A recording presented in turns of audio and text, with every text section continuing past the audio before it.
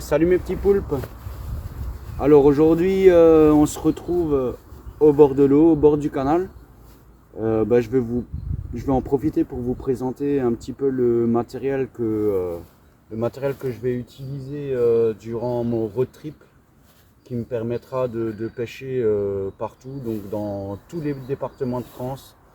J'essaierai de pêcher le plus possible en rivière et en canal, parce que justement je suis contraint avec du matériel qui va être assez court, donc des cannes 10 pieds, mais je vais vous montrer ça tout de suite. En plus on voit bien Ronin là, il n'est pas encore équipé mais ça va venir.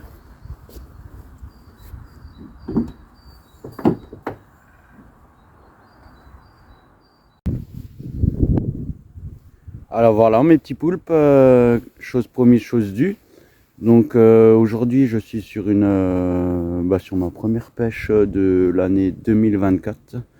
En février, je me suis dit que le temps n'était pas trop dégueulasse, et en plus comme je vous disais, j'allais en profiter pour vous présenter un peu le matériel que je vais utiliser lors de mon road trip. Donc je vous fais déjà tout de suite le tour du propriétaire. Donc voilà, comme dit, une petite partie de canal qui est ouverte à la pêche de nuit d'ailleurs, jusque sur Mulhouse. Alors c'est le canal qui monte jusqu'à Mulhouse et qui se déverse sur le Rhin. Alors j'ai choisi ce poste ici parce que justement on obtient un beau virage. J'ai toujours l'habitude de venir ici 3-4 fois dans l'année. Je pêchais pas mal au coup, donc c'était vraiment une place qui était vraiment sympa. Je faisais des très très belles bourriches de brème en pêchant très fin et de gardons, et très souvent les carpes arrivaient sur le coup et me démontaient. Alors bien sûr le canal, il y a toujours du vent, c'est vraiment sympa, hein. Et ici on est situé sur Tillisheim. Donc comme je disais, je vais vous présenter le matériel qui me suivra surtout le long de mon road trip. Et voilà, alors je me suis un petit peu embêté à tout vous présenter ici, à tout déballer avant de commencer à pêcher. J'ai déjà ma stratégie de pêche.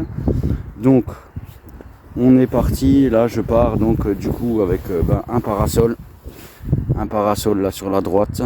Ensuite j'ai une canne au méthode feeder, c'est une Garbolino. Alors je suis un adepte de la seconde main. Je pense qu'on dépense déjà assez, la pêche est assez chère, la vie est chère. Donc ici j'ai une canne, donc une Garbolino avec un moulinet qui est prévu normalement pour pêcher le carnassier, donc, mais qui fait son taf. Et donc en fait c'est une canne où on détecte la touche avec le sillon. Alors il y a plusieurs sillons, des sillons interchangeables suivant la force qu'on utilise au niveau de la plombée. Ici là j'ai un plomb méthode là-dessus, par exemple, qui me permet de pêcher soit avec de la farine, soit avec des micro-pelets qui sont mouillés. Et donc un tout petit bas de ligne de 10 cm. Un tout petit bas de ligne de 10 cm qui me permet de pêcher soit en interchangeant les bas de ligne, soit des micro-bouillettes ou du maïs ou des vers. Donc ici là j'ai donc un manche d'épuisette, donc avec l'épuisette qui est juste ici. Donc ça c'est vraiment pour pêcher le blanc. Ici j'ai un cobra, donc ça me permet d'envoyer vraiment le vrai cobra. Donc ça c'est un ancien collègue qui m'a donné ça il y a une quinzaine d'années. Je le garde, il me permet de lancer des billes de 20 mm jusqu'à 22 mm. Ça me permet d'amorcer en fait les postes à la bille. Et ensuite je pars donc avec deux cannes 10 pieds. Alors c'est des Mad Defender, que ça par contre j'avais acheté neuf à l'époque. Alors il m'en reste deux parce que sur une session il y a 2 ans, en fin de semaine, après une semaine bien chargée en poisson, j'ai oublié d'ouvrir le frein et puis j'ai une canne qui est partie à l'eau, donc perdue. Et on le voit bien, et là derrière j'ai encore, donc c'est des 10 pieds 3 livres. Donc elles me permettent déjà de sortir des beaux bébés. Alors c'est pas des cannes de longue distance, mais ça fait le taf largement. Je pêche très souvent que à 2 cannes quand je pêche la carpe. Et ensuite avec des moulins Okuma, les DT60, pareil du deuxième main. Ils font bien leur taf. J'ai une bobine à chaque fois différente, donc une avec du nylon et une avec de la tresse. Ici j'ai donc des piquets. Donc ça c'est des piquets que j'avais récupérés dans une déchetterie. C'est des piquets de Bihui. Donc avec la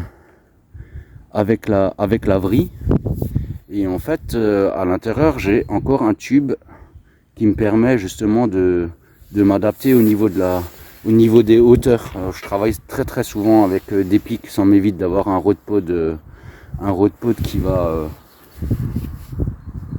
qui va me prendre de la place, du poids.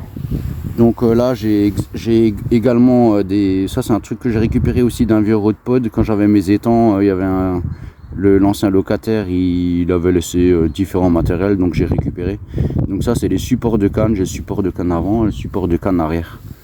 Donc ça me permet de mettre les détecteurs et puis les accroches. Donc là j'ai 2 autres piquets, donc plus petits. La deuxième canne Mad Defender, et là ça c'est une canne anglaise qui viendra avec moi. Ça c'est un cadeau d'un de mes amis. Alors c'est une Sensas Barbel. Elle m'a permis de sortir vraiment des très beaux poissons déjà. Et c'est même avec cette canne où j'avais commencé à pêcher au feeder et méthode feeder. Je vous expliquerai plus tard dans d'autres vidéos qu'est-ce que c'est comme style de pêche. Alors ça c'est une canne anglaise, elle est vraiment top, avec un super moulin Ninja, un Daiwa Ninja Feeder. Alors ça c'est vraiment le top du top, hein. Vraiment je suis vraiment très content. Ça c'est un moulin que j'ai acheté neuf. Par contre il y a quand même certaines choses que j'ai acheté neuf. Ici j'ai des distances stick. Ça me permet de retrouver à chaque fois les distances de pêche.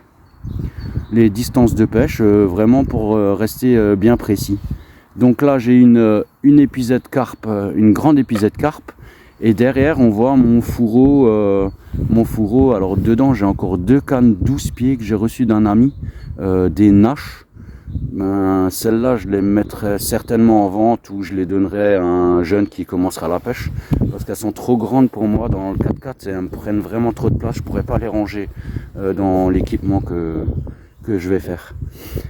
Ensuite mon matériel il est vraiment tout simple.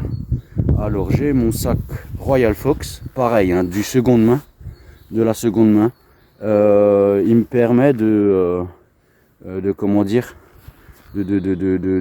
ranger tout mon matériel, tout mon petit matériel.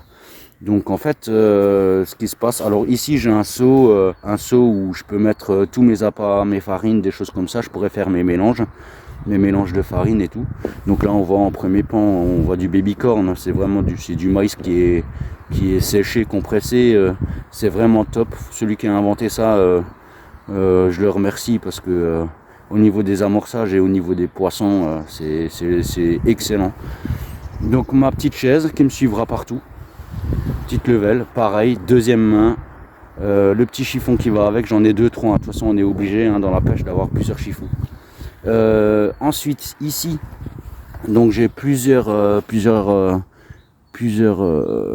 fourreaux range-tout. Donc ici c'est un fourreau que j'utilise très souvent, donc avec des cages. Donc c'est ce qui me permet de pêcher au feeder, d'amorcer. Des petits élastiques qui font tampon quand je pêche aux méthodes feeder, justement pour éviter que le nylon casse quand j'ai un gros poisson. Différents petits matériels. 2 petits moulins en rechange, encore un Daiwa, et puis ça c'est un, je sais même pas, c'est aussi un Daiwa. Voilà, je suis un fan de Daiwa. Ici j'ai une pochette qui me permet de pêcher exclusivement au feeder. Donc j'ai des grosses cages de 120 grammes, ça me permet de pêcher en rivière ou des choses comme ça, ou alors de faire les premiers gros amorçages. Et ici pareil, encore des cages qui me permettent, celle-là c'est pour pêcher par exemple, pour mettre des asticots dedans, de la farine, et des choses comme ça. Ici j'ai une petite panoplie de bouchons que j'ai collectionné avec le temps. Donc il y a aussi encore des bouchons pour pêcher au cou, donc à la patte. parce que j'ai pas emmené avec moi, mais j'ai une canne de bordure que je vais garder. Une canne de bordure qui est vraiment très solide. Et on voit encore, j'ai des bouchons pour pêcher au pellet waggler, à l'anglaise en longue distance. On les voit là, ça c'est un bouchon lumineux d'ailleurs pour pêcher la nuit. Et voilà. Et ensuite, ça c'est la pochette que j'utilise le plus souvent. Donc là-dedans j'ai des nylons pour faire mes bas de ligne. J'ai une bobine de rechange pour un de mes moulinets. Encore du nylon pour faire des bas de ligne. Là j'ai des tétines pour les bouchons. Des hameçons avec des bas de ligne, hameçons un peu de toutes les marques et de toutes les dimensions. Et là derrière j'ai mes plombs. Cette boîte, c'est une boîte à bas de ligne pour pêcher au méthode feeder ou alors à l'anglaise. Alors c'est des petits rouleaux, c'est tout bête. Je vais l'ouvrir, excusez-moi, je vais l'ouvrir un peu. Je vais l'ouvrir et moi ça me permet justement de... Voilà. Donc c'est des rouleaux et dessus j'ai des bas de ligne qui sont déjà prêts. Ça me permet d'être assez rapide quand je casse. Mais bon, ça c'est souvent, je l'utilisais souvent quand je pêchais en concours. C'est chose qui est révolue. Ensuite ici j'ai mon petit seau pour chercher de la flotte pour mes amorçages ou arroser les poissons lors des prises de photos. Là j'ai un seau avec un seau à pas, on va dire, hein, avec différentes pop-up. Là c'est aussi pareil, c'est du deuxième main tout ça. C'est des boîtes infusas, donc je peux mettre des dips de poissons ou de couleurs et du coup dedans j'ai des bouillettes qui sont un peu boostées. Donc j'ai différentes pop-up de différentes couleurs et beaucoup de maïs doux. Et tout mon matériel pêche à la carpe se trouve dans ce seau là. Donc dans ce seau là, voilà. Alors c'est un bordel pas possible, mais j'aime bien, c'est un bordel organisé. J'ai tout dedans. Hein. J'ai de la tresse gainée pour faire mes bas de ligne. J'ai mes supports de canne. J'ai les écureuils, ce qu'on appelle des écureuils en fait, c'est ce qui permet de faire les touches retour, de voir les touches retour des poissons quand ils reviennent vers moi. Là ici, qu'est-ce que c'est ça? Ah, c'est du lit de corps. Donc c'est une tresse qui est plombée avec une lame en plomb à l'intérieur qui permet de plaquer les bas de ligne au fond. Donc différentes pinces. Là j'ai déjà même encore des bas de ligne en fluorocarbone, des hameçons, un cutter, des couteaux, enfin tout ce qu'il faut. Et en dessous, encore des cages. Là j'ai des gants qui me permettent de ne pas abîmer mes doigts quand je mets des têtes de ligne en tresse. Donc c'est vraiment très important parce que la tresse ça coupe énormément. Là du coup là on voit bien, j'ai cette tresse là pour faire des têtes de ligne qui est vraiment génial. Dedans j'ai les détecteurs, j'ai encore d'autres swingers un peu plus costauds voilà, qui me permettent de tendre ma ligne. J'ai des sacs solubles, j'ai du filet soluble, j'ai du protection pour les chats. Quand il y a du poisson chat, ça me permet qu'ils ne me bouffent pas mes bouillettes. Et donc voilà, hein. J'ai fait un petit peu le tour. J'ai également aussi encore des bobines de rechange. Et encore, donc dans mon sac, à l'époque on m'appelait Monsieur Boîte. Dans mon sac de côté, là c'est une lampe, hein, c'est une petite lampe. J'ai différentes frondes. J'ai d'autres piquets encore, des petits piquets pour pêcher quand je veux pêcher à l'anglaise ou aux méthodes. Et là-dedans j'ai encore plein de boîtes. Donc j'ai des boîtes avec différents petits matériels, des stop flottes, j'ai des plombs, des petites choses qu'on a vraiment besoin. Et encore de l'autre côté, ici là j'ai encore du nylon pour faire des bas de ligne ou pour remplir mes moulins, mes moulinets. Et au-dessus, encore dans le sac au-dessus, j'ai plein de bas de ligne pour anglaise et méthode feeder. Donc voilà, et maintenant je vais me mettre à la pêche. Donc j'ai déjà réfléchi à comment je vais pêcher. Donc en face on a une comme dans tous les canaux de France, hein, de l'autre côté on n'a pas le droit d'avoir accès en tant que pêcheur. C'est vraiment réservé aux promeneurs. Donc promeneur, vélo, alors c'est rigolo, on voit souvent, hein, souvent des choses assez marrantes en face. Donc en fait ma technique de pêche aujourd'hui ça va être de pêcher, donc en fait on a des pales planches tout le long là-bas en métal. Et on voit qu'il y a des herbes qui poussent. Donc je vais en mettre une là-bas. Je vais mettre une ligne là-bas avec une bouillette que je vais fronder du babycorn et quelques petites billes qui me restent encore. Comme je suis en début d'année, j'ai encore rien, mais là j'ai commandé 20 kg de bouillettes pour la suite de l'année. Donc je vais en mettre une là-bas. Je vais pêcher ici en face, donc je vais pêcher aux méthodes feeder, vraiment dans l'angle des herbiers, hein, parce que les poissons ils longent très souvent la bordure. Donc ça je vais pêcher au maïs ou au babycorn là-dessus, avec des rappels très fréquents toutes les 5 minutes.